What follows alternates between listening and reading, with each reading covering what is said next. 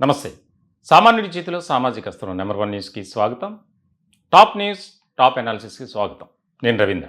ఆంధ్రప్రదేశ్ రాష్ట్ర రాజకీయాల్లో జనసేన ఒక రకంగా చెప్పాలంటే దూసుకుపోతుంది. మిగిలిన పార్టీలకు చెక్ పెట్టి ఇప్పుడు టాప్ పొజిషన్‌లో ఉందంటే ఆశ్చర్యం ఏమీ లేదు. ఇప్పుడు ఇది రాజకీయ వర్గాల్లో జరుగుతున్నటువంటి చర్చే కాదు, ప్రస్తుత పరిస్థితులు కూడా అదే విధంగా ఉన్నాయి. సమీకరణాలు మారుతూ వస్తున్నాయి. 100% స్ట్రైక్ రేట్తో జనసేన తిరుగులేని విజయాన్ని సాధించింది. అలాగే ఎన్డీఏలో కీలకమైనటువంటి భాగస్వామిగా ఉంది. ముఖ్యంగా ఆంధ్రప్రదేశ్ రాష్ట్ర ప్రభుత్వంలో ఒక ప్రత్యేకమైనటువంటి భూమిక పోషిస్తుంది. గత 11 ఏళ్ల పాటు ఆ పార్టీ ప్రయాణం కానీ, ఆ పార్టీలో ఉన్నటువంటి నేతలకు ఎదురైనటువంటి అపజయాలు కానీ, ఇంకా రకరకాల పరిస్థితులు, ముఖ్యంగా జనసేనాని పవన్ కళ్యాణ్ ఎన్నో రకాలుగా ఇబ్బందులను ఎదుర్కొన్నారు. ప్రతికూల పరిస్థితుల్ని చవిచూశారు. ఇలాంటి సందర్భంలో చాలా కీలకమైనటువంటి పరిణామంగా రాష్ట్ర రాజకీయాల్లో ఒక అనూహ్యమైనటువంటి మార్పు. జనసేన పోటీ చేసినటువంటి అన్ని స్థానాల్లో విజయం సాధించడం, అలాగే ప్రభుత్వంలో ఒక ముఖ్యమైనటువంటి భూమిక పోషిస్తుంది. డిప్యూటీ సీఎంగా పవన్ కళ్యాణ్ ఉన్నారు. తాజాగా ఆ పార్టీ ఆవిర్భావ మహోత్సవ కార్యక్రమం పిఠాపురం నియోజకవర్గంలో లక్షలాది మంది నేపథ్యంలో, వారి నేతృత్వంలో జరిగినటువంటి కార్యక్రమం మనం చూసాం ఎంత విజయవంతమైందో. ఇటువంటి సందర్భంలో ప్రపంచంలో ఆయా దేశాలలో జనసేనకు ఒక అభిమానులు పెద్ద ఎత్తునే ఉన్నారని చెప్పాలి. ఎందుకంటే ప్రవాసాంధ్రులు ముఖ్యంగా ఆయా దేశాల్లో వారు సెటిల్ అవ్వటం, అలాగే అక్కడ ఉద్యోగాల నిమిత్తం వెళ్ళటం, అలాంటి వారు అన్ని దేశాల్లో ముఖ్యంగా ఆ యొక్క పండుగ వాతావరణంలో చేసుకున్నారు. అన్ని దేశాల కంటే భిన్నంగా గల్ఫ్ దేశాలలో ఈ యొక్క ఆవిర్భావ దినోత్సవ వేడుకలు జరిగాయి జనసేన పార్టీకి సంబంధించి. సౌదీ అరేబియా కానీ, అలాగే కువైట్ కానీ, ఒమెన్ కానీ, యుఏఈ కానీ ఇట్లా. అయితే ఇక్కడ చాలా కీలకమైనటువంటి అంశం ఏంటంటే, ఎక్కడా కూడా జరగని విధంగా నిర్వహించినటువంటి జన సైనికులు ఒక అంశాన్ని తెర మీదకి తీసుకొచ్చారు. అంటే అది కొత్తదేం కాదు, పాతదే.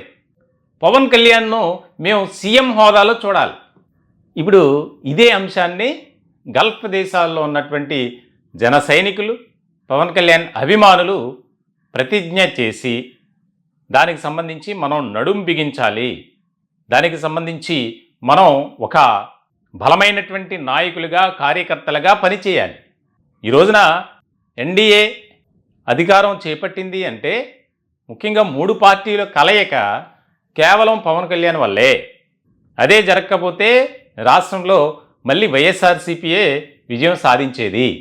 మనం పూర్తిగా అధికారంలో లేం, కొంత భాగం మాత్రమే ఉన్నాం. మనం పూర్తి స్థాయిలో అధికారంలోకి రావాలి. కాబట్టి ఇప్పటి నుంచే మనం ప్రతి ఒక్క జన సైనికులు కష్టపడాలి. ఆ యొక్క నినాదాన్ని ప్రజల్లోకి తీసుకువెళ్ళాలి. ప్రజల్లో మమేకమై ప్రజలతో కలిసిపోయి వెళ్తున్నటువంటి పవన్ కళ్యాణ్ మన నాయకుడు ముఖ్యమంత్రి అవ్వాలి, మనం చేసుకునే బాధ్యత మనది అని చెప్పి ఒక ప్రతిజ్ఞ చేయటం అనేది ఇక్కడ కీలకం. దీని మీద రాష్ట్ర రాజకీయ వర్గాల్లో కూడా ఆసక్తికరమైనటువంటి చర్చే జరుగుతుంది. ముఖ్యంగా ఇప్పుడు ఒక రకమైనటువంటి పరిస్థితుల్లో ఉన్నటువంటి వైఎస్ఆర్సీపీ కోలుకోలేనటువంటి సిచ్యువేషన్లో ఉంది. ఆ పార్టీలో ఉన్నటువంటి నాయకులంతా బయటికి వెళ్ళిపోతున్నటువంటి పరిస్థితి. రాష్ట్ర రాజకీయాల్లో జనసేన ఒక స్ట్రాంగ్ పొజిషన్లో ఉంది. పాపులర్ పొలిటికల్ లీడర్గా పవర్ స్టార్ పవన్ కళ్యాణ్. ఈ ప్రచారం ఎక్కువైంది ఇప్పుడు సోషల్ మీడియా వేదికగా. నిజంగా పవర్ఫుల్ పొలిటికల్ లీడర్ అనే మనం కూడా ఒప్పుకోవాలి. ఎందుకనంటే ఆయన తీసుకున్నటువంటి నిర్ణయాలు కానీ, ఆయన వెళ్తున్నటువంటి విధానం కానీ, ఆయన ఎత్తుకున్నటువంటి నినాదం ఏదైతే ఉందో, రాష్ట్ర ప్రజల భవిష్యత్తు కోసమే జనసేన. ఇప్పుడంతా ఒక ఆశ్చర్యకరమైనటువంటి విషయానికి సంబంధించి చర్చ జరుగుతుంది. పవన్ కళ్యాణ్ రాజకీయంగా పర్ఫెక్ట్ అయ్యారు 100%. కాబట్టి రానున్న రోజుల్లో రాష్ట్రానికి ఒక బలమైనటువంటి నాయకుడు కావాలి. ఇది జన సైనికుల నుంచి వస్తున్నటువంటి ప్రధానమైనటువంటి డిమాండ్. ఎన్నికల ముందు కూడా ఇదే మనం చూసాం. కొంతమంది అయితే కాపు సామాజిక వర్గానికి సంబంధించినటువంటి కీలకమైనటువంటి నేతలు, చేగొండి హరిరామజోగయ్య లాంటి వారు లేఖల మీద లేఖలు రాశారు. సీట్ల సర్దుబాటు విషయంలో కానీ, నియోజకవర్గాల ఎంపిక విషయంలో కానీ, అభ్యర్థుల ఎంపిక విషయంలో కూడా. అయినా సరే పవన్ కళ్యాణ్ ఎక్కడా కూడా వెనుకడికి వేయలే, ఎక్కడ కాంట్రవర్సీగా మాట్లాడలేదు. అలాగే దానికి సంబంధించి వారు ఇచ్చినటువంటి సలహాలను సూచనలు కూడా పాటించలే. ఏదైతే పొత్తు ధర్మం ఉందో ఆ పొత్తు ధర్మం ప్రకారమే ఆయన అడుగులు వేశారు, ఇప్పటికి కూడా నడుచుకుంటున్నారు.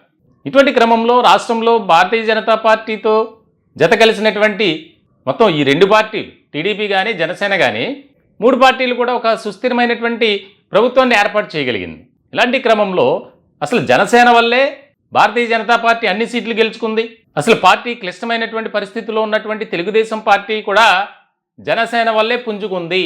కాబట్టి ఈ 2 పార్టీలకు జనసేనాని పవన్ కళ్యాణే ముఖ్యమైనటువంటి కారకుడు. కాబట్టి రానున్న రోజుల్లో పవన్ కళ్యాణ్ను మనం ముఖ్యమంత్రిగా చూడాలి. ఇప్పుడు ఇది ఆసక్తికరమైనటువంటి చర్చ జరుగుతుంది. రాజకీయాల్లో ఏ సమయానికి ఏ క్షణాన్ని ఏం జరుగుతుందో ఊహించలేం, ఏదైనా జరగవచ్చు. కాబట్టి ఇదొక భిన్నమైనటువంటి రీతిలో చర్చ జరుగుతుంది. రాజకీయ వర్గాల్లో కూడా ఒక పరిపక్వత కలిగినటువంటి నాయకుడిగా పవన్ కళ్యాణ్ గురించి మాట్లాడుకుంటున్నారు. ఆయన తీసుకుంటున్నటువంటి నిర్ణయాలు కానీ, అలాగే ప్రజా పాలన అంశానికి సంబంధించి వెల్ఫేర్ స్కీమ్స్ ఏవైతే ఉన్నాయో వాటి గురించి, ఆయన కేంద్రం నుంచి నిధుల విషయంలో ఎంత పట్టుపట్టారు, కేంద్రంతో ఆయనకున్నటువంటి సాన్నిహిత్య సంబంధాల వల్ల కొన్ని నిధులు తెప్పించుకోగలుగుతున్నారు. ఇలాంటి సందర్భంలో రాష్ట్ర ప్రయోజనాల దృష్ట్యా మన నాయకుడు ముఖ్యమంత్రి కావాలి. కాబట్టి ప్రతి ఒక్కరూ ఈ అంశానికి సంబంధించి సీరియస్గా ఫోకస్ పెట్టండి, మనం కలిసి నడుద్దాం. కాబట్టి ప్రతి దేశంలో ఉన్నటువంటి జన సైనికులు మన నాయకుడు పవన్ కళ్యాణ్ ముఖ్యమంత్రి అవ్వాలి, ముఖ్యమంత్రిగా మనం చూడాలి అనే ఈ ఒక్క అంశంలోనే మనం కష్టపడి ముందుకు వెళ్దాం, ప్రతి ఒక్కరూ పిలుపునివ్వండి అని ఒక నిర్ణయం తీసుకున్నారండి గల్ఫ్ దేశాల్లో. దీనిపై రాష్ట్ర రాజకీయాల్లో కూడా ఆసక్తికరమైనటువంటి చర్చ జరుగుతుంది. ఈ టాపిక్పై మీ విలువైనటువంటి అభిప్రాయాలు, సలహాలు, సూచనలు కామెంట్ రూపంలో తెలియజేయండి. దయచేసి మా ఛానల్ని సబ్స్క్రైబ్ చేసుకోండి. Thank you.